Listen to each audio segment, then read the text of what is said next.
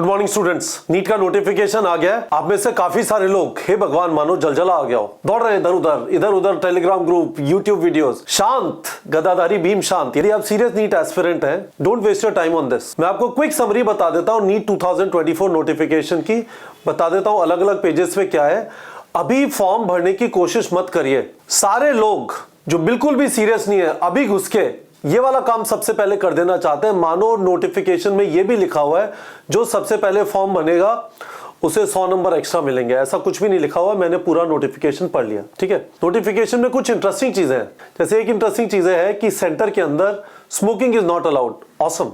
जैसे उन्होंने पानी की बोतल इस बार हटा दी है, उससे मुझे ऐसा लगता है कि शायद पहले पानी की बोतल इसलिए अलाउड की थी कि उस समय पे कोविड प्रोटोकॉल से पानी सर्व करना, किसी के हाथ लगे हुए हैं, किसी ने उसके बाद उसे कंज्यूम कर लिया, all of that was a problem. But now water bottles are not allowed except for people who have declared that they are diabetes patients. और क्या इंटरेस्टिंग चीजें हैं, क्विकली मैं आपको समराइज कर देता हूं क्या क्या चीजें हैं। एक तो एलिजिबिलिटी और वो पुराने कोड्स, हे भगवान, code number 1 2 3 4 5 6 7 codes related video के डिस्क्रिप्शन में डाल दिया। ये कोड्स एनटीए चेंज नहीं करता और बहुत ही वाहियात टाइप के हैं, बट मोटा मोटा यदि आप अपीयर कर रहे हैं इस बार 12th एग्जाम में तो आपका कोड 1 है और बाकी लोगों के लिए कोड 2 से 7 है। 2 से 7 में क्या भरे, हालांकि उससे फर्क नहीं पड़ता, पर वीडियो के डिस्क्रिप्शन में एक वीडियो है जब वो जो मैंने पिछले साल और उसके पिछले साल और उसके पिछले साल, और हर बार हम बोलते हैं कि ऐसे वाहियात कोड्स क्यों हैं, पर वो कोड चेंज नहीं होते।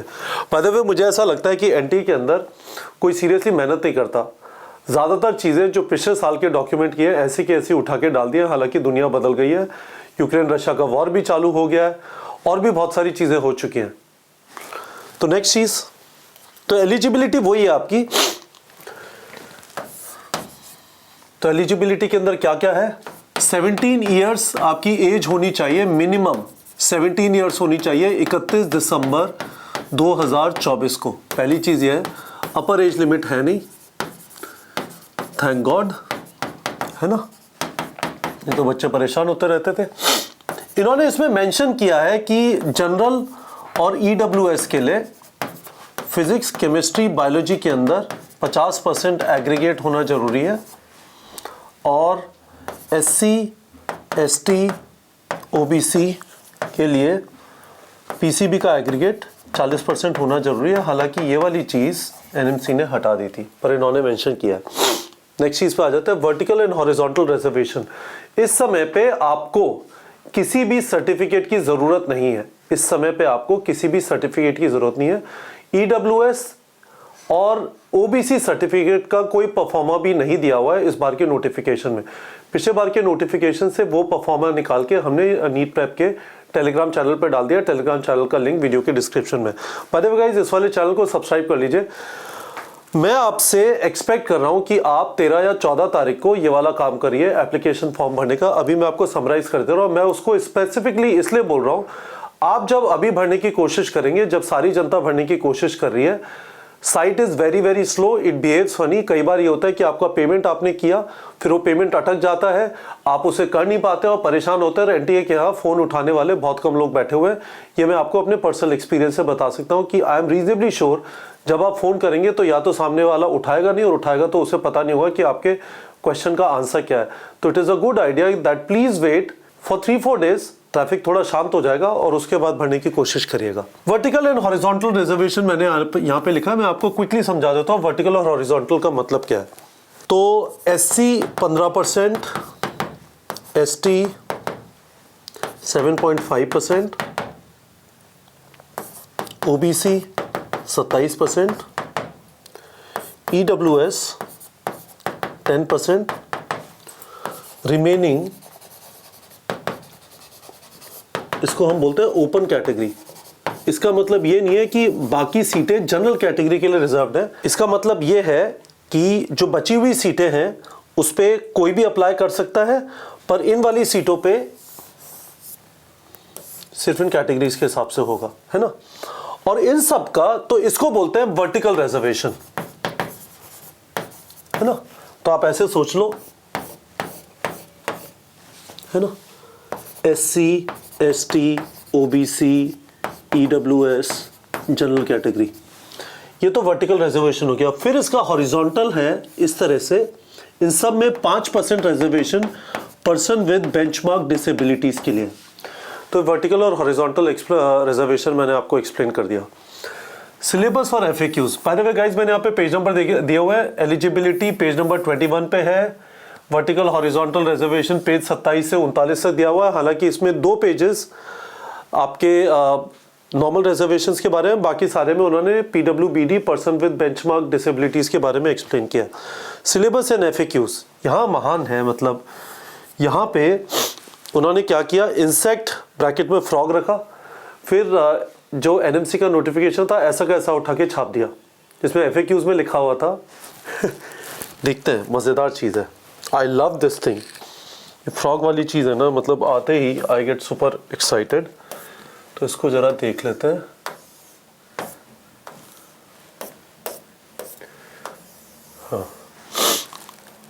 हाँ अच्छा कहाँ है, हाँ जी ये देखो।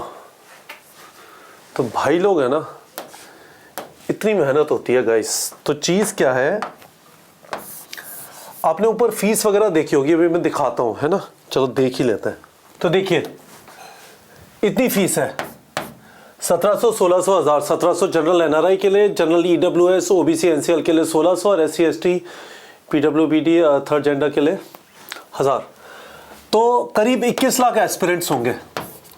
इसको एवरेज फीस जो एनटीए कलेक्ट करेगा 1 मिनट के लिए मान लेते हैं 1500 रुपये। यदि आप 21 लाख को 1500 से मल्टीप्लाई करेंगे तो ये होता है 315 करोड़, 315 करोड़ रुपीस, है ना। ऑब्वियसली उनके खर्चे होते होंगे, इतने सारे सेंटर्स पे एग्जाम होते हैं, पर क्या इतने से वो इंसेक्ट फ्रॉग की प्रॉब्लम सॉल्व नहीं हो सकती है? पर यहाँ पे अभी भी इंसेक्ट फ्रॉग है। फिर उन्होंने कहा हम समझते इंसेक्ट फ्रॉग नहीं होता। तो यहाँ पे देखो और भी मानता, इन्होंने क्या है, हम क्या करेंगे, एनएमसी करता है सब कुछ। एफएक्यूज के अंदर लिखा हुआ है कि it is written insect frog, don't worry it is insect and frog. क्योंकि तुम क्या कर लोगे, अब आप डिसाइड कर लो इंसेक्ट में क्या पढ़ना है। बुक में है नहीं कॉकरोच, अब बताओ कॉकरोच सिलेबस में है या नहीं। ये पजल चले जा रही है। कंट्री इतना बड़ा है, इतने सारे पैसे इकट्ठे होते हैं, ये ट्रेजेडी है। तो मैंने आपको सिलेबस के बारे में बता दिया। सिलेबस सारा जो पहले कम्युनिकेट किया था वो का वही है, इंक्लूडिंग फिजिक्स में जो 18 एक्सपेरिमेंट्स हैं, इंक्लूडिंग सॉल्ट एनालिसिस जो केमिस्ट्री में है, including P block elements group 13, 14, 15, 16, 17, 18, ये सारे आपको पुरानी एनसीईआरटी के हिसाब से पढ़ना है। एनाटॉमी और मॉर्फोलॉजी पूरा पढ़ना है। मैं आपको क्या बोल रहा हूँ, एनाटॉमी और मॉर्फोलॉजी पूरा पढ़ना है पुरानी एनसीईआरटी के हिसाब से। एडिशनली पुरानी एनसीईआरटी में सोलेनेसी और फाबेसी फैमिली दी हुई थी, उसके ऊपर मालवेसी, क्रूसीफेरी, फाबेसी को बाय द वे लेग्यूमिनोसी भी बोलेंगे। तो सोलेनेसी हालांकि मेंशन नहीं किया उन्होंने, पढ़ लीजिए, छोटा सा है। सोलेनेसी, फाबेसी, मालवेसी, क्रूसीफेरी, ग्रामिनी, कंपोसिटे, ठीक है। तो ये फैमिलीज आप पढ़ लेंगे। तो ये कहानी है। आगे चलते हैं। मीडियम ऑफ द पेपर, ये पेज नंबर 18-19 पे दिया हुआ है। इसके अंदर इंटरेस्टिंग चीज क्या है, 13 लैंग्वेजेस में पेपर होगा, इंग्लिश, हिंदी, उर्दू और उसके अलावा 10 लैंग्वेजेस और। इंग्लिश का पेपर प्योर इंग्लिश में होगा, बाकी सारी लैंग्वेजेस का पेपर बाइलिंगुअल होगा। यानी जैसे फॉर एग्जांपल आपने तमिल चूज किया तो तमिल में आधा पेपर इस तरह से है, तो इधर इंग्लिश में लिखा होगा, इधर इसका तमिल ट्रांसलेशन होगा। हिंदी में होगा तो इधर इंग्लिश में होगा, इधर हिंदी ट्रांसलेशन होगा। तो काफ़ी सारे बच्चे बाइलिंगुअल पेपर चूज करते हैं, हालांकि उन्हें धीले पर भी ये चीज़ समझ में नहीं आती क्योंकि इससे थोड़ा रफ पेपर एक्स्ट्रा मिल जाता है, ठीक है। आप भी उस चीज़ को कर सकते हैं, पर क्लियरली लिखा हुआ है पेज नंबर 18-19 पे कि इंग्लिश वाला प्योर इंग्लिश होगा। यानी उसमें 1, 2, 3, 4, 5, 6, 7, 8 इस तरह से होंगे, और जो बाइलिंगुअल होगा उसमें यहाँ पे भी 1, 2, 3, 4 ही होगा, है ना, ट्रांसलेशंस होंगे इसके। थैंकफुली मुझे पेपर में वो चीज़ नहीं मिली जहाँ पे उन्होंने बोला कि यदि यहाँ पे कुछ गड़बड़ है तो हम इसको मानेंगे। थैंकफुली मैंने इस बार के पेपर में ये वाली चीज़ नहीं देखी है नोटिफिकेशन में। नेक्स्ट चीज़ नोटिफिकेशन में पेज नंबर 17-18 पे ये छोटी सी चीज़ है, टाई ब्रेकर लिखा हुआ है। यदि आपके नंबर सेम होते हैं तो सबसे पहले बायोलॉजी कंसिडर किया जाएगा, फिर केमिस्ट्री कंसिडर किया जाएगा, फिर फिजिक्स कंसिडर किया जाएगा। बहुत सारे लोग के फिर भी सेम होंगे, तो उस केस में एक लॉटरी, एक लॉट निकाला जाएगा, एक ड्रॉ निकाला जाएगा थ्रू कंप्यूटर लॉटरी। ठीक है, सेक्शन ए सेक्शन बी होगा, ये आप सब लोग जानते हैं। सेक्शन ए सेक्शन बी का मतलब क्या है? सेक्शन ए सेक्शन बी का मतलब है कि पेपर में 4 पार्ट्स होंगे, 2 पार्ट बायोलॉजी के, एक फिजिक्स का, एक केमिस्ट्री का। हर एक पार्ट के अंदर 35 क्वेश्चन कंपलसरीली सेक्शन ए में होंगे जो आपको सारे अटेम्प्ट करने हैं। सेक्शन बी के अंदर 15 क्वेश्चन होंगे, उसमें से पहले 10 जो आप अटेम्प्ट करेंगे वो काउंट किए जाएंगे। तो टोटल 200 क्वेश्चन का पेपर है सेक्शन बी के अंदर। इंटरनल चॉइस है, यानी पेपर के अंदर ही चॉइसेस हैं। 15 में से 10 क्वेश्चन सेक्शन बी में अटेम्प्ट करने, सेक्शन में ए में सारे क्वेश्चन अटेम्प्ट करने। ठीक है, क्वेश्चन पॉइंट्स इनको जरा समझ लीजिए। पहली चीज, आप जो ईमेल एड्रेस और फोन नंबर दे रहे हैं, प्लीज उसे प्रॉपर्ली कहीं पर रख लीजिएगा। उसका पासवर्ड कहीं पे दीवारों पे लिख लीजिए चारों तरफ। बहुत सारे बच्चों का खो जाता है, उसके बाद एनटीए को फोन करते रहना और टाइम खराब करते रहना। प्लीज अपना ईमेल एड्रेस और फोन नंबर आपको याद रहना चाहिए। सारे नोटिफिकेशन, जब काउंसलिंग स्टार्ट होगी, आपका रिजल्ट आ गया, आपका एडमिट कार्ड आ गया, सारी चीजें ईमेल और फोन नंबर पे आपको कम्युनिकेशन हो रहा होगा। दूसरी चीज है, आपका जो एप्लीकेशन नंबर जनरेट होगा उसको भी कहीं पे रख लीजिएगा, और जो पासवर्ड आपका साइट का बनेगा वो भी कहीं पे रख लीजिएगा। आप खो देंगे, आपको तकलीफ होगी। These two are very very important question point. तीसरा क्वेश्चन पॉइंट इंपॉर्टेंट ये है कि आपकी जो फोटोग्राफ्स हैं, 10 फोटो पासपोर्ट साइज और 10 photo post card size. Post card size थोड़ी बड़ी फोटो होती है, पासपोर्ट साइज थोड़ी इतनी होगी। 10-10 फोटो कर लीजिए। अब से लेके काउंसलिंग प्रोसेस तक वो फोटोज आपकी यूज होंगी। फोटोज इसी साल की खींची होनी चाहिए। 1 जनवरी 2024 के बाद की फोटो होनी चाहिए। ऐसा नहीं है कि बच्चा है ना बबुआ सा लगता है जो फोटो लगाई और अब एकदम है ना राक्षस बन गया। वो सब चीजें नहीं होनी चाहिए, है ना। जब आपको देखेगा वो फोटो के अंदर आपके एडमिट कार्ड के ऊपर जो लगी होगी, तो उसको देख के वो जो सेंटर पे बंदा है, he should be able to recognise you. तो प्लीज मेरा रिक्वेस्ट है, नई फोटो बना लीजिए, नई फोटो खिंचवा लीजिए, कंजूसी मत करिएगा। नीचे आप उस पर डेट और अपना नाम लिखते हैं, नहीं लिखते फर्क नहीं पड़ता। It is preferable but it is not compulsory. I want to be very very clear about it. और finally guys, form filling guidelines page number 39 से 46 तक है। पेज नंबर 39 से 46 तक फॉर्म फिलिंग गाइडलाइंस है। मैं रेकमेंड करूंगा अभी वहां पे मत जाइए।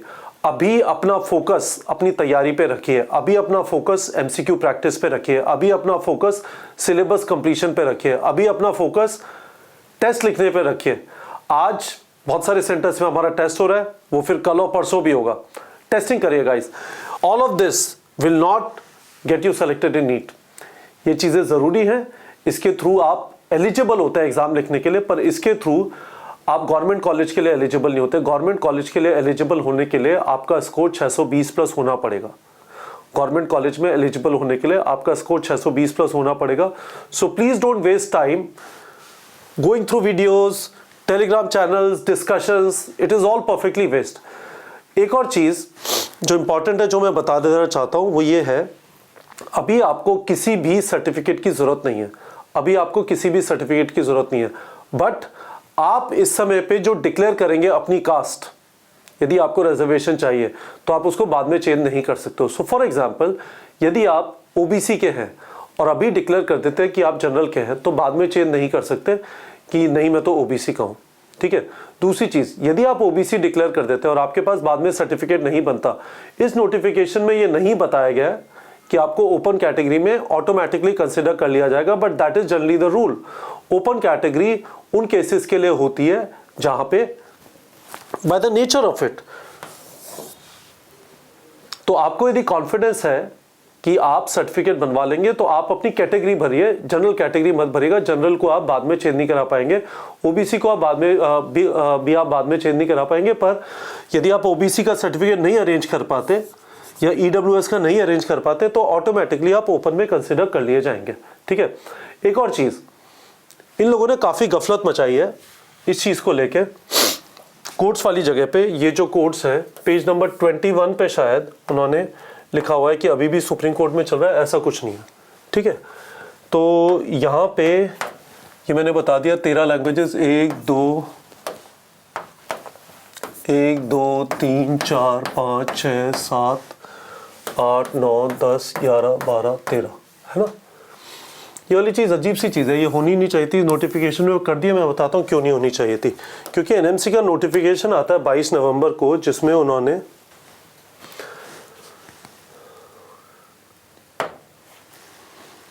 क्लियरली मेंशन किया है कि कंटिन्यूस 2 साल की एजुकेशन कंपलसरी नहीं है। ठीक है, ये पॉइंट नंबर 7 और point number 8।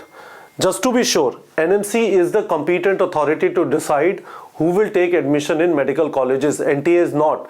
NTA is an exam conducting body. It is not a body that decides कौन मेडिकल कॉलेजेस में जा सकता नहीं जा सकता, कौन मेडिकल प्रोफेशन में जा सकता है नहीं जा सकता। उसकी जिम्मेदारी नेशनल मेडिकल कमीशन की है।